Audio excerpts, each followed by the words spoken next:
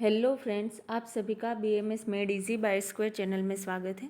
आज के video lecture में हम देखेंगे classification of poison according to purpose, यानी कि हम किस पर्पस से किसी को पॉइजन दे रहे हैं या फिर कोई पर्टिकुलर पर्सन किस पर्पस से पॉइजन ले रहा है, तो उस हिसाब से पर्पस के अकॉर्डिंग पॉइजन के कितने क्लास टाइप्स है।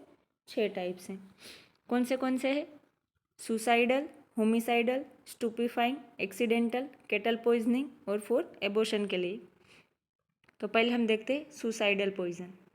Suicidal poisoning is the intake of some poisonous substance by the individual himself for self killing, यानी कोई पर्टिकुलर पर्सन के द्वारा खुद ही को मारने के लिए जो भी पॉइजन लिए जाते हैं, तो उसको हम क्या बोलेंगे? Suicidal poison.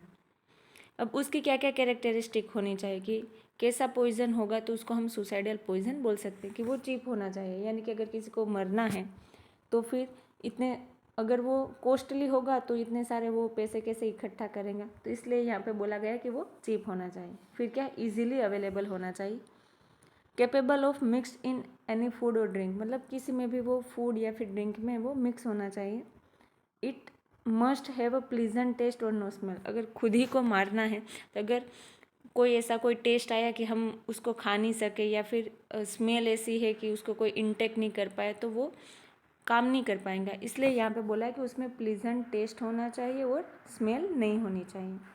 लिथल डोज और and period must be small and painless, मतलब डोज थोड़ा लेने से भी डेथ हो जानी चाहिए और कम टाइम में डेथ हो जानी चाहिए और पेनलेस होनी चाहिए। पेन होगा तो फिर सबको पता चल जाएगा कि हाँ भाई इसने कुछ लिया वगैरह, इसलिए यहाँ पे बोला कि पेनलेस होना चाहिए। फिर अब उसके हम एग्जांपल देखें तो है potassium cyanide, calcium, hydrocyanic acid, opium, barbiturates, organophosphorus compounds और ओलिएंडर यानी कि करविल। तो ये हो गया सुसाइडल पॉइजन। किसको बोलेंगे हमने उसकी डेफिनेशन देखी, उसकी क्या क्या कैरेक्टरिस्टिक होनी चाहिए और उसके एग्जाम्पल देखें। अब हम देखते हैं होमिसाइडल पॉइजन, यानी कि homicidal poisoning is the administration of poison substance by a person to kill another, यानी किसी और पर्सन को मारने के लिए कोई और पर्सन जो भी उसको पॉइजन देखा, यानी कि 3 पर्सन है, पर्सन ए बी और सी, बी को मारना है, नहीं 2 पर्सन है, ये पॉइजन है, ठीक है, 2 पर्सन है ए और बी को मारना है, तो ए जो पर्सन है उसने बी को मारने के लिए कोई भी पॉइजन यूज़ किया, तो उसको हम क्या बोलेंगे? Homicidal poison. तो समझ में आ गया, अगर किसी और को मारना है तो उसमें हम जो पॉइजन यूज़ करेंगे उसको हम बोलेंगे होमिसाइडल पॉइजन।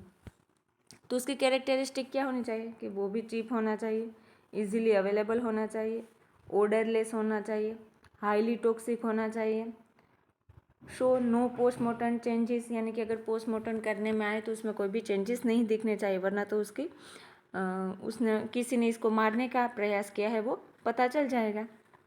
फिर दे रखा है sign and symptoms resembles natural diseases, no antidote available, यानी कि मरने के बाद जो भी उसके साइन और सिम्टम्स दिखे वो ऐसे लगने चाहिए कि कोई भी नेचुरल डिजीज़ की वजह से उसकी डेथ हुई हो और उसका कोई भी एंटीडोट अवेलेबल नहीं होना चाहिए।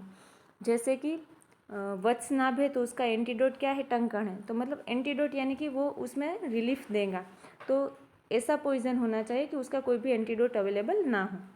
Capable of being administered with food और ड्रिंक, यानी कि खाने या फिर पीने की कोई भी चीज़ में अगर हम मिक्स कर दें तो किसी को भी पता नहीं चलना चाहिए। They must act rapidly even in small quantity, यानी कि थोड़े ही डोज में दे फिर भी वो रैपिडली एक्ट करना चाहिए। ऐसा नहीं कि भाई पॉइजन देने के 2-3-4 घंटे बाद उसकी डेथ होगी तो उसको कोई साइन और सिम्टम्स दिखाई देंगे, तो फिर वो मारने का प्रयास विफल होगा। Should not impart any colour और taste when added in covering agent, यानी कि अगर हम फूड आइटम या किसी में भी उसको मिक्स कर रहे हैं तो वो कोई कलर या फिर टेस्ट उसका चेंज नहीं होना चाहिए। वो फूड आइटम या फिर ड्रिंक की कोई भी चीज़ है तो उसका जो भी नेचुरल कलर और नेचुरल टेस्ट है उसमें कोई चेंजेस नहीं लाना चाहिए। मोस्ट इम्पोर्टेंट क्या है कि विसरा में ट्रेस नहीं होना चाहिए, कि अगर पोस्टमार्टम किया और विसरा में कहीं पे वो सब्सटेंस मिल गया तो फिर ये चोरी पकड़ी जाएंगी, इसलिए बोला कि विसरा में वो ट्रेस नहीं होना चाहिए।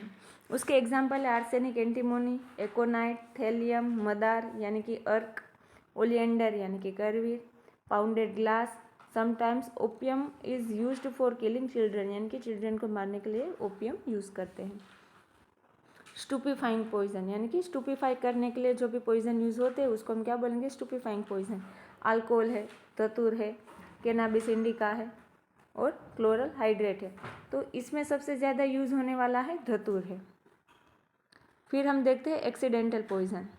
Commonly takes place as a result of carelessness in storing poisonous and non poisonous material together यानी कि पॉइजनस और नॉन पॉइजनस मटेरियल को केयरलेसली अगर स्टोर किया हुआ हो तो उससे ये एक्सीडेंटल पॉइजनिंग हो सकती है।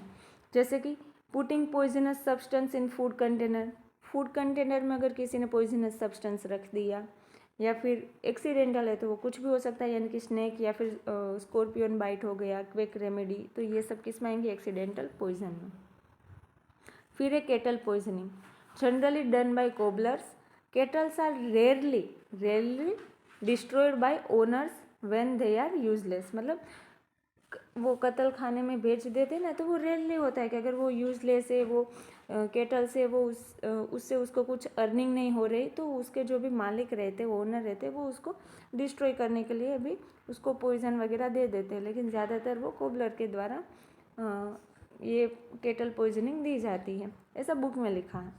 फिर है एग्जाम्पल्स, तो उसमें है येलो ओलिएंडर यानी कि करवीर, जो येलो वाला हो जिसमें येलो फ्लावर आते हैं करवीर में, वो वाला येलो ओलिएंडर। आर्सेनिक और एकोनाइट, तो ये हो गया केटल पॉइजनिंग। लास्ट वाला है फॉर एबोशन, मतलब एबोशन के लिए जो भी पॉइजन यूज़ होते हैं वो, उसमें है प्लम्बेगो रोजिया, ओलिएंडर यानी कि करवीर और कोलोकिंथ या फिर कोलोसिंथ। फिर है poisons most commonly used in India to take human life, मतलब इंडिया में कौन से पॉइजन है वो ज़्यादा यूज़ होते हैं, तो एक है आर्सेनिक और एक है ओपियम। ओपियम है वो सुसाइडल के लिए ज़्यादा यूज़ होता है, और ये जो आर्सेनिक है वो होमिसाइडल पर्पज़ के लिए सबसे ज़्यादा यूज़ होता है। होमिसाइडल के लिए आर्सेनिक बोला और ओपियम किसके लिए बोला, सुसाइडल। और स्टूपीफाइंग के लिए मैंने आगे बताया था कि धतूर है वो स्टूपीफाइंग के लिए ज़्यादा यूज़ होता है। तो ये हमने देखा according to purpose classification of poison. अब नेक्स्ट जो भी मॉडर्न का टॉपिक बाकी है वो हम देखेंगे। आई होप कि आप सभी को ये अच्छे से समझ में आ गया होगा, और अगर आपको हमारी वीडियो अच्छी लगे तो हमारी वीडियो को लाइक करें, शेयर करें और हमारे चैनल को सब्सक्राइब करें। Thank you.